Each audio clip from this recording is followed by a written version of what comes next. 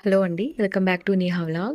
So, ఎప్పటిలాగే కాకుండా ఈసారి మినీ సమోసాస్ అనేవి ప్రిపేర్ చేశాను. అవి ఎలా ప్రిపేర్ చేశానో ఒకసారి చూసేద్దాము. దానికోసం నేను 2 కప్స్ ఆఫ్ మైదా పిండి తీసుకున్నానండి. ఆ మైదా పిండిలోకి కొంచెం టేస్ట్‌కి తగినంత సాల్ట్, కొంచెం అజ్వాయిన్ వేసి కొంచెం బాగా కలుపుకోవాలండి. కలిపిన తర్వాత ఇందులోకి 2 టేబుల్ స్పూన్ ఆఫ్ ఆయిల్ కానీ, 2 టేబుల్ స్పూన్ ఆఫ్ ఘీ కానీ ఏదైనా యాడ్ చేసి ఇక్కడ చూపిస్తున్నాను గదా!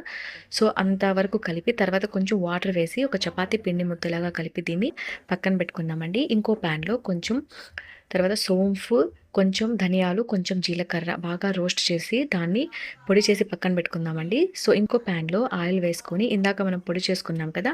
ఆ పౌడర్ కొంచెం సేపు డ్రై అయిన తర్వాత బాయిల్డ్ పొటాటో వేసి బాగా కలిపేసేయండి. కలిపిన తర్వాత ఇందులో కొంచెం పసుపు, కారము, కొంచెం గరం మసాలా అండి, కొంచెం చాట్ మసాలా వేసి కొన్ని తరిగిన పచ్చిమిరపకాయలు వేసి బాగా కలుపుకోండి. స్టఫింగ్ అనేది మనకు రెడీ అయిపోతుంది. సో, ఇందాక మనం రెడీ చేసి పెట్టుకున్నాం గదా! సో, చిన్న చిన్న ఉండలుగా చేసి చిన్న చపాతీ సైజులో మనము వీటిని బాగా రుద్ది పెట్టుకోవాలండి. పెట్టిన తర్వాత వీటిని చిన్న చిన్న సమోసాల్లాగా కట్ చేసి సరిగ్గా అయితే రాలేదనమాట. సో, ఇక్కడ చూస్తున్నారు కదా! ఈ విధంగా చేసేసేయండి. మొత్తం సమోసాస్ అనే స్టఫింగ్ రెడీ అయిపోయాయి. సో, ఇంకా ఆయిల్ తీసేసుకొని ఆయిల్ బాగా హీట్ అయిన తర్వాత అన్ని సమోసాస్ డీప్ ఫ్రై చేసుకుంటే మనకు చాలా అంటే చాలా టేస్టీగా ఉండే ఈ మినీ సమోసాస్ అనేవి రెడీ అయిపోతాయి.